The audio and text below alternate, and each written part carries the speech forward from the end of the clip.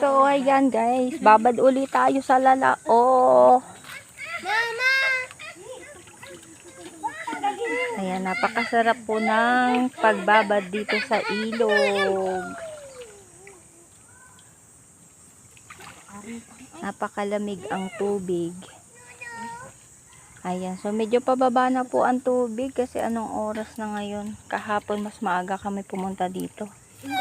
Alauna, so ngayon 2:30 na.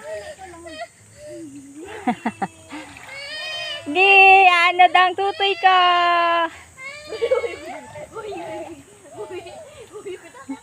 Yan po kami nanguha dyan sa ano na yan, doon. Nanguha ako ng lukan, and dito naman yung ulapot.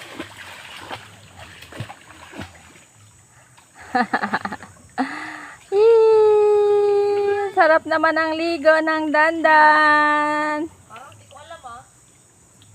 Yung makulit, yun nangangapa na. Ismer ko yung mga isang tali na Dandan. Ligaan ko nga niya, Tiber. Gandang hapon po sa lahat. Ligo time!